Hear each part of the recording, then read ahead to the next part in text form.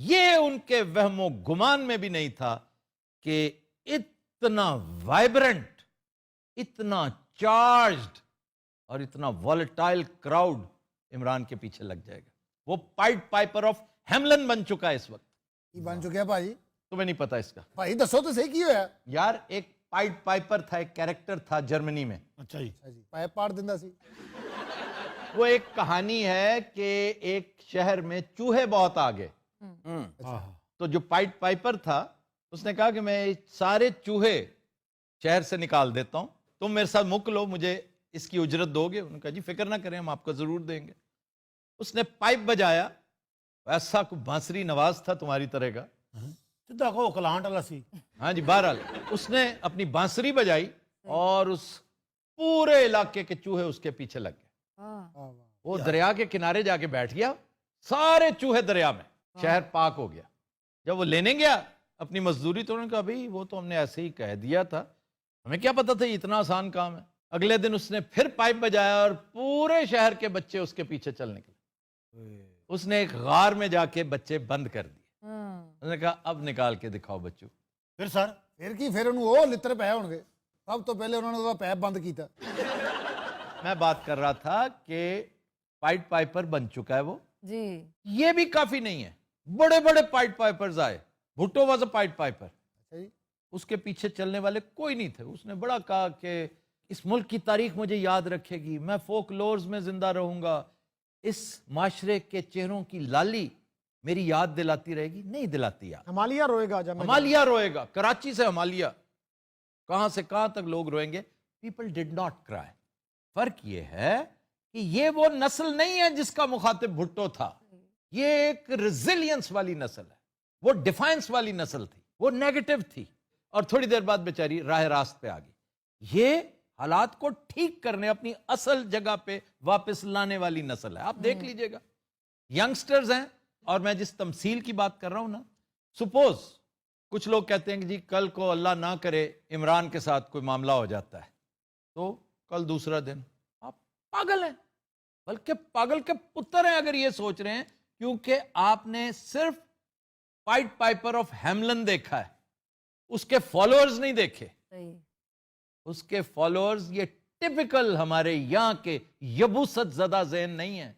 وہ ینگسٹرز ہیں جو اپنے حقوق کو جانتے ہیں، وہ ینگسٹرز ہیں جو ایجوکیٹڈ ہیں، اور انہوں نے پڑھ کے اس قوم پہ ویسے احسان کیا ہے. احسان ان کے ماں باپ نے کیا ہے، بھلے سے وہ عمران کے خلاف ہوں، لیکن یہ جو ینگسٹرز ہیں یہ اس قوم کا نفع نقصان جانتے ہیں. یہ جب باہر نکلیں گے نا سڑکوں پر، پھر آپ کو احتیاطاً، یہ جو میں محرکین کا ذکر کر رہا تھا، انہیں احتیاطاً گارسیا لورکا کو پڑھنا چاہیے، پابلو نرودا کو پڑھ لینا چاہیے، انہیں فرانکو کا دور پڑھنا چاہیے، انہیں یوں پال ساخت کو پڑھ لینا چاہیے. یار میں کہنا اگلے چوکے مانگنا آئیے کافی لمبا، میرے تو سر نو پیڑ ہونے لگ پئی. ایڈی اونچی بولدا، بازار چ بھی کوئی نہیں وڑ رہا. وہ آپ نے لڑکا دیکھا جو وائرل ہوا یادگار میں، وہ ایسے جنگلے کے نیچے کھڑا ہوا تھا، ہزاروں لوگ اس پہ پاؤں رکھ کے نیچے آیا. واہ واہ واہ واہ واہ. خان کے نعرے لگا رہا تھا، لوگوں نے پیسے بھی دیے، کہہ رہا نہیں بس دعا کرو خان جیتے، تم جتنا بھی مجھے گزرو. وہ کیریکٹر یاد آ گیا ہے، مختار مسعود کی کتاب. تو ہماری ٹریجڈی ہے کہ ہم پڑھنے سے ہی اتنے دور ہو گئے ہیں. مجھے لگتا ہے اللہ کی ناراضی کی ایک مینیفیسٹیشن یہ بھی ہے کہ ہم مطالعے سے دور ہو جاتے ہیں، ہم پڑھتے ہی نہیں ہیں. مختار مسعود کی کتاب لوح ایام بہت خوبصورت کتاب ہے، دیٹ از آن ایران. یہ جو آواز دوست ہے نا، اس میں غالباً دوسرا مضمون اس کا، پہلا تو مینار پاکستان ہے، دوسرا کہت الرجال. کمال کمال کی خوبصورت ایسی تمثیل ہے. ایک ولندیزی بچے کی کہانی تھی کہ مجھے اب چونکہ عرصہ ہو گیا پوری طرح سے یاد نہیں، کہ کوئی ایک سیلاب آ رہا ہوتا ہے تو پانی نکل رہا ہوتا ہے، کہیں سے سیپیج شروع ہو جاتی ہے، تو وہ اپنا ہاتھ آگے رکھ دیتا ہے کیونکہ اگر میں نے ہاتھ اٹھا لیا تو یہ فصلیں تباہ ہو جائیں گی. وہ ساری رات بیٹھا رہتا ہے اور لوگ حیران ہوتے ہیں کہ بچہ ہے وہ روک کیسے سکتا ہے. وہ اس لیے روک دیا کہ سردی اتنی تھی ٹھٹر کے وہ برف ہو گیا اور پتھر کا کام کر گیا. خود مر گیا لیکن اس نے رستہ روک لیا. جو بات آپ نے کی ہے نا کہ وہ جو نیچے اکڑوں بیٹھا ہوا تھا بیچارہ، یہ بالکل مجھے وہ بچہ یاد آ گیا. پتا ایک بندہ میرے تے پیر رکھ کے تھلے اتریا، پھر وہ 2.5 من دا بندہ سی، میں انہوں وہ گالاں کھڑیاں ہوتے.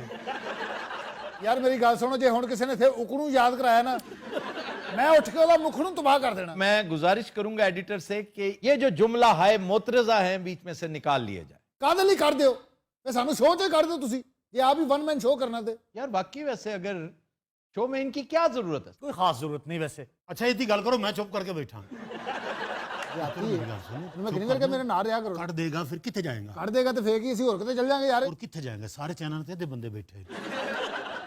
भाईजान वो तमसील का बात मुकम्मल। अच्छा जी, तमसील ये है ਹੈਲੋ कि हमारा एक घर है, घर के अंदर कपड़े होते हैं, फर्नीचर होता है, जो जो चीजें आपकी इंतहाई कीमती मालो असबाब, और सबसे कीमती आप खुद, आपके बाल बच्चे होते हैं उस घर में। आप समझिए कि 5th जनरेशन वॉर लड़ने वालों ने आपके घर के अंदर नीचे से पेट्रोल छिड़क दिया, हर चीज पेट्रोल में मुअत्तर हो चुकी है, और उसके हाथ में क्या है? लाइटर।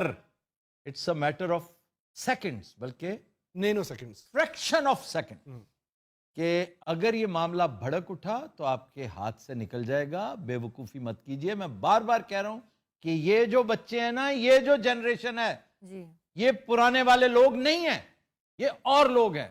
ये वी फॉर वेंडेटा वाली जनरेशन है। आपने तो परिंदा का क्लाइमेक्स सुना दिया है। जी जी, परिंदा में इसी तरह वो आग वाला वो सिलसिला होता है। एक तो इससे बचना चाहिए, और इंशाअल्लाह ताला विजडम प्रिवेल करेगी, हम इसमें से बचेंगे और कुछ सीख के निकलेंगे, और सबसे ज्यादा सीखेगा इस मुल्क का सिस्टम, और नंबर 2 इमरान खान। ਭਾਈ ਗੱਲ ਮੁੱਕ ਗਈ। नहीं, आखिरी बात यह है कि इस क्राइसिस ने हमें बहुत कुछ सिखाया। मैं ज़ाती तौर पे समझता हूँ कि मैं इस क्राइसिस का बड़ा ममनून हूँ, कि सच्ची बात है मैं पाकिस्तान से बाकायदा मायूस होना शुरू हो चुका था। मैंने सोच लिया था कि ये मुल्क अब जिस नहज पे पहुंच चुका है, इमोरलिटी का लेवल जिस रॉक बॉटम को हिट कर चुका है, अब ये मेरे और मेरे बच्चों के लिए रहने के काबिल नहीं है। लेकिन इस क्राइसिस के बाद जिस तरह पलटा खाया ना अवाम ने, और खास तौर पे यंगस्टर्स ने, ये जानते हुए भी कि इमरान से अच्छा परफॉर्म नहीं हो सका, तो इस पे मेरा एतकाद फिर से पुख्ता होने लगा है कि ये कौम वाकई, इसी को रेजिलियंस क्या होती है। अगर आप अपना खोया हुआ वकार, वो डिग्निटी, वो ऑनर, अपनी वो पोजीशन फिर से रीगेन कर लेती हैं, तो किसी ने नहीं पूछना कि इस दौरान आपने किया क्या। बल्कि ये जो यू टर्न लेने वाले लोग होते हैं ना, बाय चॉइस जो नेकी के रास्ते पे आते हैं, गुनाह के रास्ते पे चलते चलते बाय चॉइस वापस आते हैं, वो कुंदन होके आते हैं। तो हमारी कौम कुंदन बन सकती है। इस वक्त डिसाइसिव मोमेंट है, ये फैसला कुन लम्हात हैं, और ख़ास तौर पर इस बात का ख्याल हमारे मीडिया को भी रखना चाहिए, हमारी सियासी क़यादत को भी रखना चाहिए, हमारे अवाम को भी रखना चाहिए, एंड अबव ऑल हमारे इदारों को भी रखना चाहिए।